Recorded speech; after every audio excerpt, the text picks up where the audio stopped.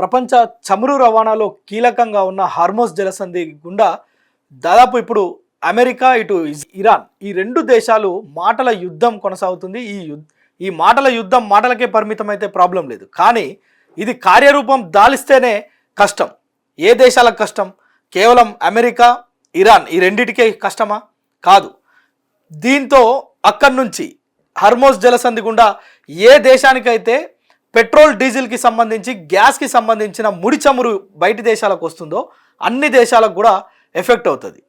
అంటే అందులో భారత్ కూడా ప్రథమ స్థానంలోనే ఉంటుంది. ఎందుకంటే మనం చూసినాం గత ఏడాది నుంచి ఇరాన్కి ఇజ్రాయెల్కి ప్రారంభమైన ఈ యుద్ధం అమెరికా మధ్యలో వచ్చింది మిత్రదేశంగా. ఇక ఇరాన్ పైన జరుగుతున్న ఈ దాడి కారణంగా మన దేశంలో కట్టెల పొయ్యిలు పెట్టి హోటళ్లు బంద్ చేసుకున్న పరిస్థితి, కట్టెల పొయ్యిల్లో హాస్టల్ పిల్లలకు వంటలు వండిన పరిస్థితి. సో ఇంతటి దౌర్భాగ్యమైన పరిస్థితి ఎందుకు వచ్చిందంటే కేవలం హార్మోస్ జలసంధి గుండా ఇండియాకు రావాల్సిన ఆ యొక్క పెట్రోల్, డీజిల్, గ్యాస్కి సంబంధించిన ముడి చమురు రాకపోవడం కారణంగా మన దేశం కూడా ఎఫెక్టెడ్ అయిపోయింది.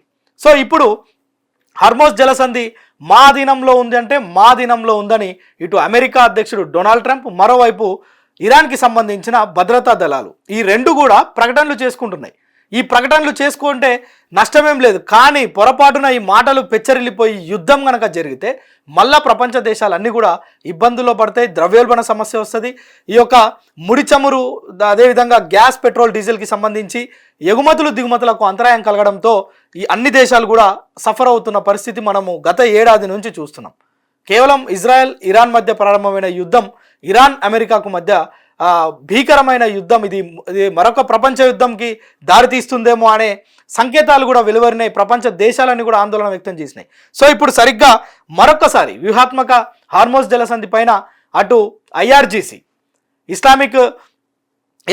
ఇస్లామిక్ రెవల్యూషన్ ఫోర్స్ ఏదైతే ఉందో అది మా దినంలో ఉందని చెప్తుంది. మరోవైపు అమెరికా అధ్యక్షుడు డొనాల్డ్ ట్రంప్ కూడా తన సోషల్ ట్రూత్లో తను క్లియర్గా చెప్తున్నాడు, ఇది మేమే కాపాడుతున్నాం, ఇది మా దినంలో ఉంది. దీనిపైన ప్రపంచ దేశాలు కూడా హర్షం వ్యక్తం చేస్తున్నాయి. ఎందుకంటే స్టీల్ గోడను మేము ఏర్పాటు చేసాం, ఐరన్ గోడను ఏర్పాటు చేశామనే ఒక అభిప్రాయాన్ని ప్రపంచ దేశాలు వ్యక్తం చేస్తున్నాయి. సో ఇప్పుడు హార్మోస్ జలసంధి పైన ఇరాన్ ఏదైనా ఆకృత్యాలకు పాల్పడితే మేము తగిన గుణపాఠం చెప్తామని అమెరికా చెప్తుంది. కానీ ఇటు సంబంధించి ఇరాన్కి సంబంధించిన భద్రతా దళాలు కావచ్చు, అదేవిధంగా అక్కడున్న ఇరాన్ విదేశాంగ మంత్రి అబ్బాస్ కూడా ఇప్పటికే అధికారికంగా ప్రకటించిండు. అక్కడున్న మీడియా ఛానల్స్లో కూడా చెప్పుకుంటున్నాడు అమెరికాకు ఎలాంటి హక్కులు లేవు దానిపైన.